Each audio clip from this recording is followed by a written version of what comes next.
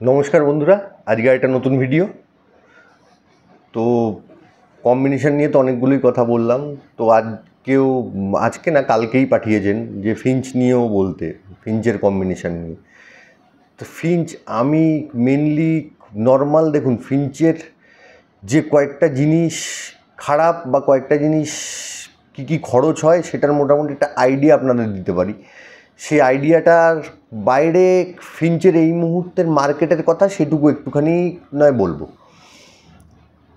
আমি একটা normal zebra Finch ধরে বলছি, ধরুন এক পেয়ার জেব্রা ফিঞ্চ, একটা পেয়ার মানে দুটো পাখি সারাদিনে ধরে নিলাম খুব বেশি হলে দানা খায় 20 গ্রাম। 20 গ্রাম যদি দানা খায় তার মানে হলো গিয়ে বছরে দানা খায় হলো গিয়ে, এই বছরে কি বলছি, মাসে দানা খায় হলো গিয়ে 600 গ্রাম। 600 গ্রাম দানা খেলে বছরে দানা খায় হলো গিয়ে 7 কিলো 200। এবার তার সঙ্গে দেখুন ওয়েস্টেজ থাকে, ওয়েস্টেজ ধরে এটা প্রায় 8 কিলো 9 কিলোর কাছাকাছি গিয়ে দাঁড়ায়। কেন ফেলে, প্রচুর ফেলে নষ্ট হয়, এমনিও খারাপ বেড়ায়, সেই ক্ষেত্রে 8 কিলো 9 কিলোর মতো দাঁড়ায়। আমি 9 কিলোই ধরলাম। অ্যাপ্রক্স 80 টাকা করেও যদি দানা ধরি আজকের ডেটে, 180, এই শুধু 80 টাকা করে দানা, মানে সব কিছু মিশিয়েই বলছি 80 টাকা দানা। নর্মালি 80 টাকা দানা হওয়াটা খুব মানে চাপের ব্যাপার, মিলেট মিশিয়ে সেইখান দিয়ে বলছি অলমোস্ট দানাটা গিয়ে দাঁড়িয়ে পড়ে 90-100 টাকার কাছাকাছি। এতে 100 টাকা ধরেই বলাটাই ভালো, বেশিটা ধরাই ভালো। তো 100 টাকা ধরলে পরে আমার খরচা হলো কত, 800 টাকা। 8 কিলো দানায় 800 টাকা, মানে এক পেয়ারের জন্য বলছি 800 টাকা। তা আমি হয়তো 3 বার বা 4 বার ওর থেকে ক্লাচ নিলাম। ক্লাচ নিয়ে আমি বাচ্চা পেলাম হয়তো 4টে করে, 4 বারে 1600 টাকা। ঠিক আছে, 4 বারে মানে 16টা ধরে নিলাম আমি। 70 টাকা করে এখন বিক্রি হবে, 70 টাকা করে 16টা বিক্রি হলে 700, 4 6 7 42, মানে 1142 টাকা। তো 1142 টাকা আমার খরচা হয়ে গেছে শুধু দানায় 800 টাকা। এরপরে হলো ছোট পাখির যেটা হলো সবচেয়ে বাজে সাইড, সেটা হলো গিয়ে ড্যামেজ। ব্রিডিং সিজনে ড্যামেজ, নর্মাল সিজনে ড্যামেজ, বর্ষাকালে ড্যামেজ, হিট স্ট্রোকে ড্যামেজ। লাইফ স্প্যানটা এত ছোট হয় না, যাই জন্য সময় আপনাকে খুব একটা দেবে না। 24 ঘন্টার ভিতরেই দেখা যাবে কিছু না কিছু হয়ে গেছে, আর ততক্ষণের মধ্যে বুঝে উঠতেই সব শেষ, সেই ড্যামেজটা থেকে যায়। এইবার ভাবুন 1142 টাকার মধ্যে 800 টাকা দানা দিয়েছি, দানা দেওয়ার পরে সফট ফুড দিয়েছি, তার ওষুধ আছে, সব মিলিয়ে দেখতে গেলে জেব্রা ফিঞ্চের খরচ হয়ে যাবে এক পেয়ারের পিছনে 1400-1500 টাকা। তো সেই 1400-1500 টাকা খরচ করে সেখানে দেখা গেলে 1100 টাকা কি 1000 টাকা উঠলো। তার মানে 300 টাকা করে পার পেয়ার বার্ডে যদি লস হয়, তার মানে আমার যদি 20 পেয়ার থাকে, 20 পেয়ার মানে আমার 6000 টাকা ওখানেই লস হয়ে গেল। এত কম দামি বার্ড, তাতে 6000 টাকা লস হয়ে গেল আমার। এছাড়া বাচ্চাগুলো একটুখানি বড় হবে, তাদের খাওয়া দাওয়া রয়েছে, সেইগুলো এক্সট্রা রয়েছে। আলটিমেটলি কি ঘুরে ফিরে দেখবেন এই লসটা প্রায় 8-9 হাজার 10 হাজারের কাছাকাছি চলে যাবে। তো এটা জেব্রা ফিঞ্চের বললাম। এবার আপনি বলতে পারেন যে গোল্ডেন ফিঞ্চের তো এখানে দামটা বেশি, তাহলে তো গোল্ডেন ফিঞ্চ নিয়ে কাজ করা যায়। নিশ্চয়ই করা যায়। গোল্ডেন ফিঞ্চের বেবি যেরকম আপনাকে আরও 6 মাস রাখতে হবে, কালার আনতে হবে, প্লাস গোল্ডেন ফিঞ্চের ড্যামেজ অনেক বেশি, সেই ড্যামেজটাকেও আপনাকে রিকভার করতে হবে। সব কিছু হিসাব করে যদি ধরেন, ফিঞ্চ এই মুহূর্তে ডিমান্ডের দিক দিয়েও ভালো না, মানে আর ব্রিডিংয়ের দিক দিয়েও বলবো যে না খুব আহামরি কিছু। কেননা ব্রিডিং তখনই করে বেশি লাভ আছে যেটা ডিমান্ড বেশি। এক সময় 3500 টাকা করে গোল্ডেন ফিঞ্চ ছিল নর্মাল, আজকে সেই গোল্ডেন ফিঞ্চ 1000 টাকা বা 900 টাকা, যাই হোক এরকম দাম। তা 1000 টাকা 900 টাকা যদি দাম হয়, তো সেখানে সেই গোল্ডেন ফিঞ্চ রেখে মানে আগের মতো যদি ভাবেন যে না সব কিছু ঠিকঠাক চলবে, তো চলবে না। তারপরে আগে 3500 টাকা হলেও আপনার যদি 100 পিস থাকতো বাচ্চা, আপনার 100 পিস বাচ্চাই বিক্রি হয়ে যাবে। আর এখন যদি আপনার 10 পিস বাচ্চা থাকে, তার মধ্যে 4 পিস বিক্রি করতে গিয়ে আপনাকে পাইকারকে দিতে গিয়ে তো আপনাকে 4 বার কথা শুনতে হবে, নেবে নেবে না, দুদিন দাঁড়ান, নিচ্ছি, অর্ডার হয়নি, এই সেই নানান কথা চলবে।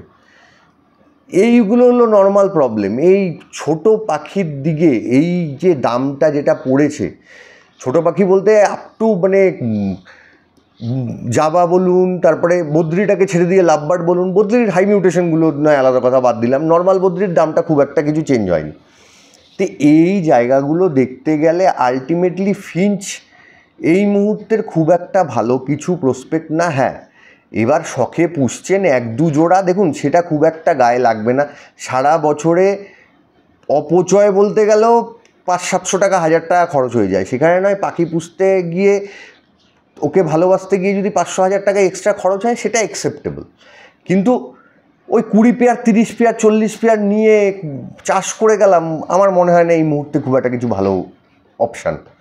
হ্যাঁ, গোল্ডেন ফিঞ্চ রাখতে ইচ্ছে করছে, 1 পেয়ার রাখুন, 1 পেয়ার রেখে তার ব্রিড নিয়ে দেখুন কেমন হয় না হয়, তার বাচ্চা আদৌ আপনার ওখানে বাঁচে কি বাঁচে না। এমনি মানে গোল্ডেন ফিঞ্চ 1000 তুলতে হবে এমন কোনো ব্যাপার নেই, কেন খুব বেশি ডিফারেন্স আপনি পাবেন না। হ্যাঁ, গোল্ডেন ফিঞ্চ রাখলে যদি সত্যিই ভালো প্রোডাকশান হয়, সেই ক্ষেত্রে আপনার পয়সাটুকু উঠে আসার সম্ভাবনা রয়েছে। খুব কিছু যে ইনকাম করে ফেলবেন এমন কিচ্ছু হবে না। কেন দেখুন, ওর মাইটসের ট্রিটমেন্ট করতে হবে আপনাকে, তারপরে এছাড়া হলো গিয়ে ড্যামেজ হলে পরেও তো আপনার একটা পাখি হলো গিয়ে 500-600 টাকা দিয়ে আবার কিনতে হবে।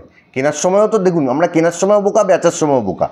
তো সেই জন্য এই জিনিসটা মাথায় রাখতে হবে যে আমি যখনই কিনতে যাবো আমাকে 200 টাকা বেশি দিতে হবে, আমি যখন বেচতে যাবো আমাকে 200 টাকা কম পেতে হবে। তো এই জায়গা দিয়ে দেখতে গেলে সব দিক দিয়ে এই মুহূর্তে ফিঞ্চ খুব একটা ভালো প্রসপেক্ট না। হ্যাঁ, অনেকে এবার এর মধ্যে বলেছে যে একটু গ্রে নিয়ে, একটু অন্য কিছু নিয়ে বলুন। দেখুন, বড় পাখি নিয়ে ঠিক আছে, আমি আলাদা ইয়েতে বলবো, কিন্তু এই মুহূর্তে যদি ফিঞ্চ নিয়ে যেহেতু বলতে বলেছেন, ফিঞ্চ নিয়ে যদি বলি, ফিঞ্চের সব ভ্যারাইটি নিয়েই বলছি একসাথে। সে প্যারোট বলুন, ডায়মন্ড স্প্যারো বলুন, আপনার স্টার ফিঞ্চ বলুন, মাস্ক ফিঞ্চ বলুন, ক্যানারি বাদ দিচ্ছি, কেননা খুবই কম ক্যানারি ডিমান্ডও এদিকে সেরকমভাবে নেই, কিন্তু বাইরে ডিমান্ড আছে ক্যানারিটাকে আমি বাদ দিচ্ছি। বাদ বাকি এই ধরনের সব ফিঞ্চ মোটামুটি আগে যখন প্রথমে ইউরো উঠলো, বেঙ্গলির ইউরো উঠলো, ইউরোর দাম তখন 14,000-15,000 টাকা ইউরোর দাম। আজকে ইউরো মানে লোকের ছেড়ে দিতে পারলে বাঁচে, এরকম অবস্থা। তো সেইগুলো লং টেল, দাম নেই কিচ্ছু, 300-400 টাকা জোড়া। তারপরে আউল ফিঞ্চ নিতে চায় না। তো সেই আলটিমেটলি যদি সব দেখেন, সব দিক দিয়ে যদি বিচার করি, তাহলে ফিঞ্চ থেকে কিছু আসবে, আপনার লসটুকুও উঠে আসবে, এই আশাটা করা এই মুহূর্তে খুব একটা বুদ্ধিমানের কাজ না। একটু হাই মিউটেশন ফিঞ্চ করলে যদি বিক্রি বাট্টা হয়, তাহলে 50-50 চান্স আছে আপনার পয়সাটা উঠে আসার, কিন্তু ম্যাক্সিমাম ধরে রাখবেন না ওঠার চান্স বেশি। সেইভাবে যদি কেউ ফিঞ্চ করতে চান, ফিঞ্চ করতে পারেন, কোনো অসুবিধা নেই। ফিঞ্চে প্রফিট তো ছেড়ে দিন, মানে নর্মাল খরচগুলো, বেসিক খরচগুলো বেরোবে না, পকেটের পয়সা খরচ হবে। মানে যদি কেউ কোনো ছোটো বাচ্চা পোষে, ধরুন হাত খরচ যেটা পায় সেটা খরচ হবে। ছোটো বাচ্চা বলতে ধরুন 15-16 বছরের বাচ্চা, তো সেখানে তার হাত খরচ হবে। সেইভাবে যদি ভালোবেসে সেই জন্য বুঝতে পারেন, তাহলে তো এই টাকা পয়সার হিসাব লেনদেন এগুলোর কোনো দরকারই নেই। কিন্তু কি সবাই চায় হলো গিয়ে পাখিটাও পুষবো, কিন্তু ঘরের টাকাটাও যদি ঢুকে যায় সেটা বেশি ভালো হয়। দেখুন, কিলো পাখি বাড়িয়ে তো আমার জায়গা নেই অত যে আমি রাখবো, তার মানে পাখিটাকে বের করতে হবে আমায়। পাখি যখন বের করতেই হবে, তাহলে সেই ক্ষেত্রে আমার উচিত হলো গিয়ে এমন পাখি নিয়ে কাজ করা যেই পাখিগুলো অন্তপক্ষে মানে সেল ভ্যালু কিছু হলেও আছে।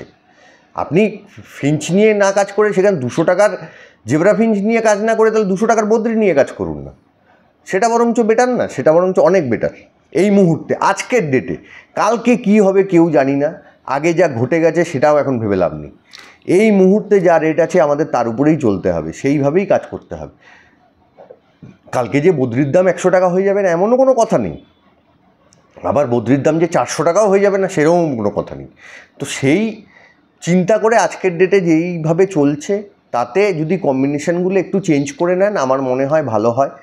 যাদের এক্সেসিভ ফিঞ্চ আছে, হ্যাঁ রাখুন না, 4 পেয়ার ফিঞ্চ রাখলেন, বাদ বাকি পেয়ার সেল করে দিয়ে সেখান দিয়ে আরও 6 পেয়ার হয়তো বদ্রি কিনলেন, দুটোই রইল।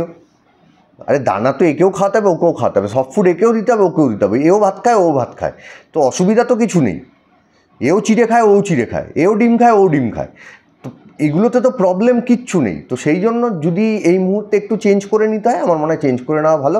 শুধু ফিঞ্চের মধ্যে আটকে থাকবেন না, তার বাইরে অন্য কোনো পাখি নিয়ে যদি ট্রাই করেন, আমার মনে হয় অন্তপক্ষে খাবার খরচটুকু উঠে আসবে। আর যদি এগুলো কোনো ফ্যাক্টর না থাকে তাহলে খুব ভালো কথা। ঠিক আছে, তাহলে আজকের ভিডিওটা আমি এখানেই শেষ করছি। কালকে আবার তাহলে ওই গ্রে নিয়ে বলবো ওখানে।